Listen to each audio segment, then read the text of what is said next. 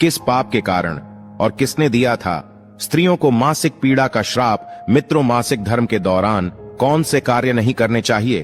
प्रिय दर्शकों, एक बार माता लक्ष्मी और भगवान विष्णु वैकुंठ में विश्राम कर रहे होते हैं।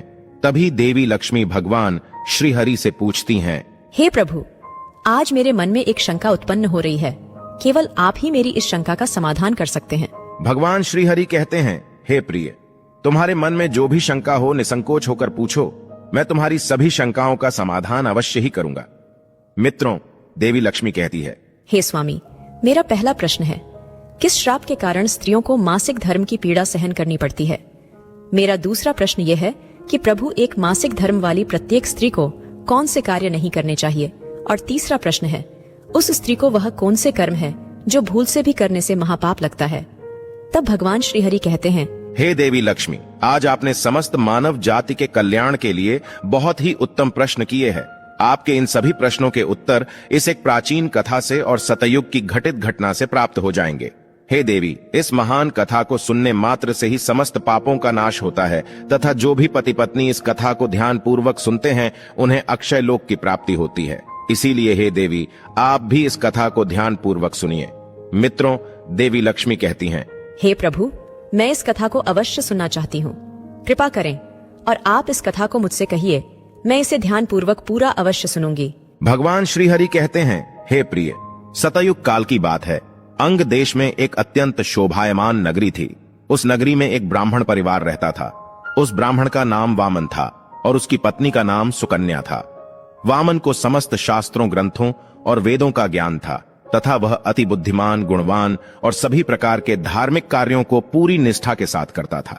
उस नगर के लोग उन्हें बड़ा सम्मान देते थे। वह हर दिन यज्ञ, दान, धर्म तथा ईश्वर की उपासना किया करता था। वह पशु, पुत्र, बंधु बांधव तथा धन संपत्ति से संपन्न था।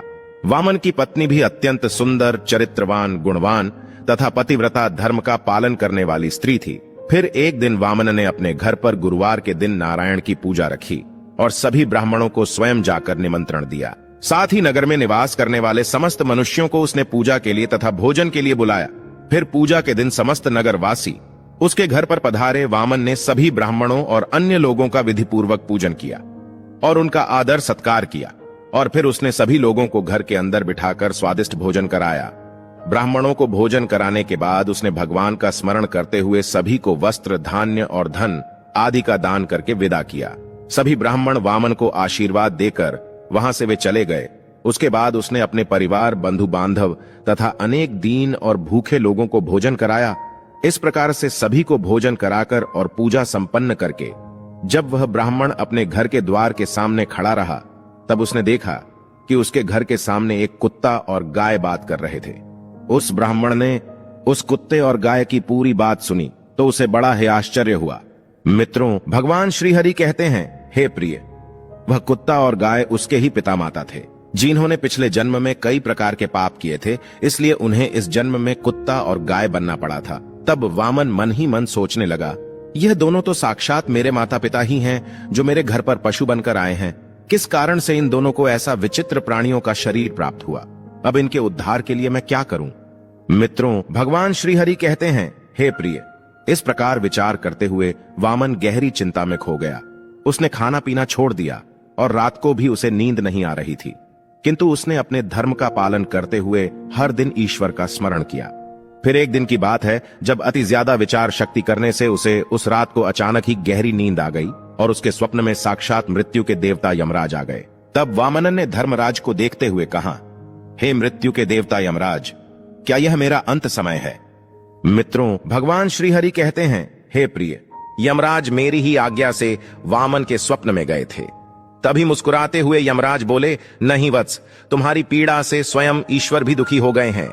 उन्होंने ने ही मुझे तुम्हारी चिंता को दूर करने हेतु भेजा है। तब वामन कहता है, प्रभु की लीला अपरंपार है, मैं धन्य हो गया। हे मृत्यु के देवता, फिर आप भी जानते होंगे कि मैं किस चिंता के कारण परेशान हूं। कृपया आप ही मुझे इस दुख से बाहर निकाल सकते हैं।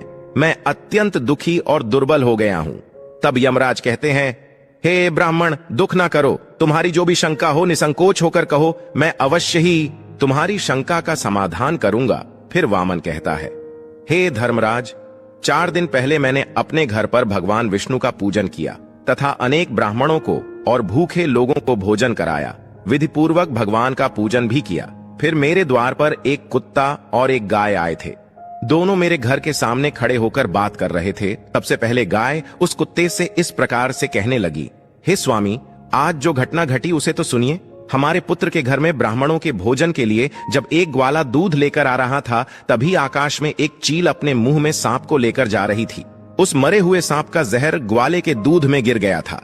जब हमारी पुत्र वधू उस दूध को ले रही थी तो मैंने जोर के धक्के से बहू और उस विषैले जहर समान दूध को भी जमीन पर गिरा दिया था। मेरे धड़क देने के कारण बहू ने गुस्से में आकर मुझे खूब पीटा, जिससे मेरी कमर टूट गई है। मुझे बहुत पीड़ा हो रही है। इसी कारण से मैं लड़खड़ाते हुए चल रही हूं। मुझे यह पीड़ा सहन नहीं हो रही है। गाय की बात सुनकर वह कुत्ता बहुत दुखी हुआ और वह खुद की कहानी सुनाने लगा। हे प्रिय, अब मैं तुम्हें मेरे दुख का कारण सुनाता हूं।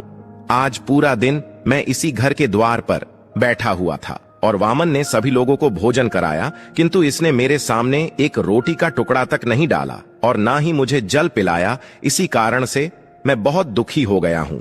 मित्रों, फिर वह ब्राह्मण धर्मराज से कहने लगा, इस प्रकार से अपने माता पिता को गाय और कुत्ते के रूप में ऐसा बोलते हुए देखकर मुझे बड़ा दुख हो रहा है। मुझे रात भर नींद नहीं आ रही है।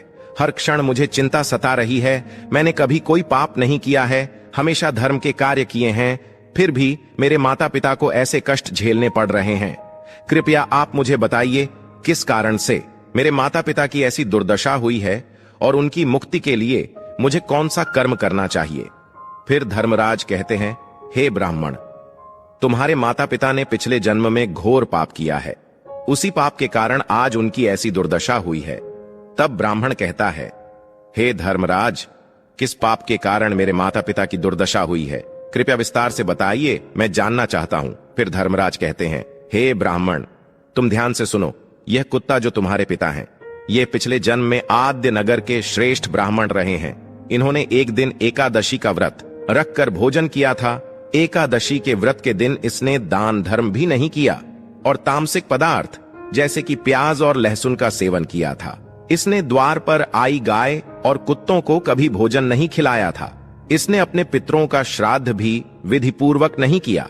तुम्हारे पिता ने पिछले जन्म में मासिक धर्म के दौरान ही तुम्हारी माता के साथ संबंध बनाया था और इसी पाप के कारण इसे इस जन्म में कुत्ते का रूप प्राप्त हुआ है। अब तुम्हारी माता के बारे में सुनो। तुम्हारी माता ने मासिक धर्म में होते हुए भी भोजन बनाया। मासिक धर्म के दौरान ही इसने भगवान और देव पूजा की। तुलसी को भी जल चढ़ाया। इसने भगवान को भोग लगाया था और इसी दौरान गाय को रोटी भी खिलाई थी। इसी कारण से इसे भी महापाप लगा है। मासिक धर्म के दौरान स्त्री 4 दिनों के लिए अपवित्र हो जाती है। मित्रों, भगवान श्री हरि कहते हैं, हे लक्ष्मी, अब तुम्हारे प्रश्न के उत्तर ध्यान से सुनो। मासिक धर्म के दौरान स्त्री को पूजा पाठ नहीं करना चाहिए। स्त्री को इन 3 दिनों में अपने बाल भी नहीं धोने चाहिए। इससे पति की आयु कम होती है। मासिक धर्म के दौरान पेड़ पौधों को स्पर्श ना करें। मासिक धर्म की स्त्री के साथ संबंध भी नहीं बनाना चाहिए। जो भी पुरुष ऐसी स्त्री के साथ संबंध बनाता है उसे ब्रह्म हत्या का पाप लगता है। जो मासिक धर्म वाली स्त्री के वस्त्रों को स्पर्श करता है उसे भी पाप लगता है।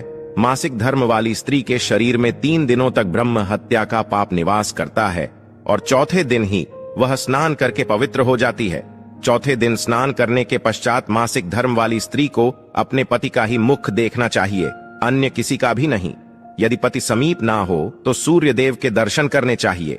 ऐसी स्त्री को जमीन पर ही सोना चाहिए। यह अति शुभ होता है, जिससे उनके गर्भाशय की पीड़ा कम हो जाती है और स्वास्थ्य भी अच्छा रहता है। उन्हें उनके वस्त्र हमेशा अलग रखने और अलग से धोने चाहिए।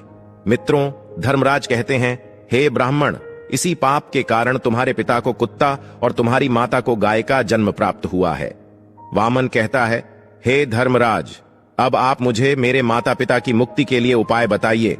तब धर्मराज कहते हैं, हे ब्राह्मण, तुम किसी भी अमावस्या के दिन अपने माता पिता की मुक्ति के लिए श्राद्ध तथा तर्पण करो और दान धर्म करो। गाय की सेवा करो और गौ माता को मिष्ठान्न खिलाओ और अपने माता पिता की मुक्ति के लिए भगवान से प्रार्थना करो। फिर ब्राह्मण वही करता है और फिर उसके माता पिता को समस्त पापों से मुक्ति मिलती है। प्रिय दर्शकों, भगवान श्री हरि कहते हैं, हे लक्ष्मी, मैंने आपको मासिक धर्म वाली स्त्री को कौन से कार्य नहीं करने चाहिए इस विषय में विस्तार से बताया है। अब मैं तुम्हें बताता हूँ किस कारण से स्त्री को मासिक धर्म से गुजरना पड़ता है। यह भी एक सच्ची घटना है जिसे हम देवासुर संग्राम के नाम से भी जानते हैं, जो कि समय चक्र का सबसे घातक और भीषण देवों और दानवों के बीच महायुद्ध था। सत्ययुग में कालकेय नाम से प्रसिद्ध दानव हुआ करते थे। दानव होने के कारण उनका स्वभाव उग्र था और वे हमेशा ही युद्ध करने के लिए तत्पर रहते थे। फिर एक दिन सभी दानव वृत्रासुर के साथ मिलकर स्वर्गलोक पर चढ़ाई करने लगे। उन असुरों के पास भयंकर शक्तिशाली अस्त्र थे जिसका देवता सामना न कर सके और भागकर ब्रह्मदेव के पास चले गए। फिर ब्रह्मदेव ने उन्हें असुरों को परास्त करने का उपाय बताते हुए कहा, हे इंद्र, तुम इसी क्षण महर्षि दधीचि के पास जाओ। वे उनके शरीर की हड्डियों से तुम्हें अस्त्र शस्त्र प्रदान करेंगे। उन्हीं अस्त्रों का प्रयोग करके तुम वृत्रासुर का वध कर सकोगे।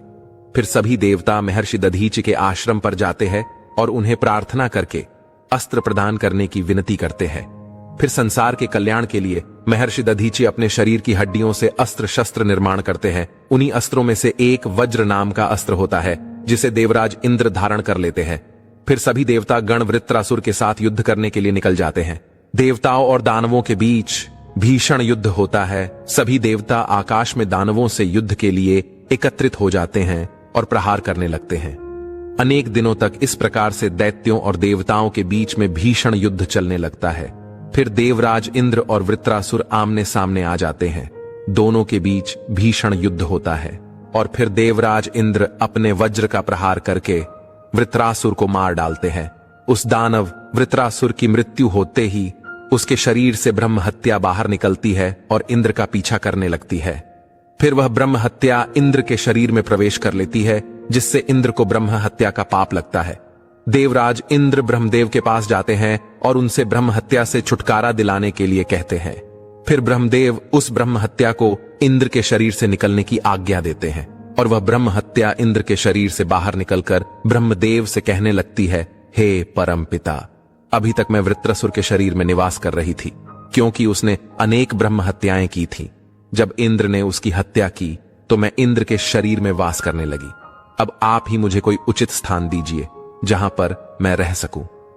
फिर ब्रह्मदेव कहते हैं, हे ब्रह्म हत्या, मैं तुम्हें उचित स्थान देता हूं।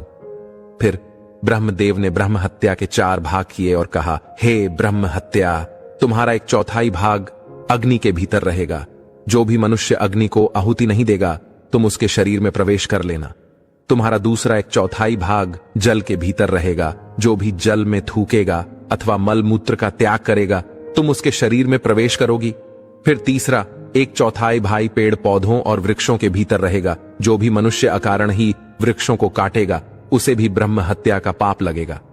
फिर ब्रह्मदेव ने अप्सराओं को बुलाया और कहा, हे अप्सराओं, इस ब्रह्म हत्या का 1/4 भाग तुम ग्रहण करो। अप्सराएं कहने लगी, हे प्रभु, आपकी आज्ञा से हम इसे ग्रहण करने के लिए तैयार है, किंतु हमें भी इससे मुक्ति का कोई उपाय बताइए।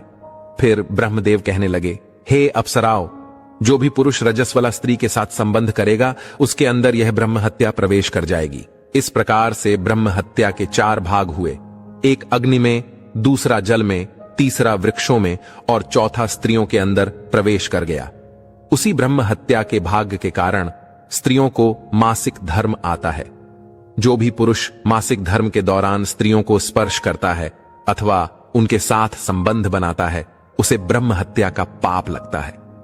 भगवान विष्णु कहते हैं, हे देवी, इस प्रकार से मैंने आपको स्त्री के रजस्वला होने के पीछे की कथा और रजस्वला स्त्री को कौन से कार्य नहीं करने चाहिए आदि के विषय में बता दिया है। मां लक्ष्मी कहती है, हे प्रभु, आज आपने मुझे बहुत ही महत्वपूर्ण ज्ञान दिया है और मैं भी आपको वचन देती हूँ, जो भी स्त्री मासिक धर्म के दौरान पूजा पाठ करेगी, तुलसी को जल देगी या पति के साथ संबंध रखेगी, उसके घर में मैं कभी भी प्रवेश नहीं करूंगी, किंतु मेरी बहन अलक्ष्मी उस घर को गरीबी ओर ले जाएगी। तो दोस्तों, इस प्रकार से मासिक धर्म के दौरान स्त्रियों को यह कार्य नहीं करने चाहिए। आपको यह कथा कैसी लगी कमेंट करके जरूर बताएं। जानकारी अच्छी लगी तो वीडियो को लाइक जरूर करें। कमेंट में जय श्री हरि विष्णु अवश्य लिखें। साथ ही चैनल को सब्सक्राइब करें। आप सभी का धन्यवाद।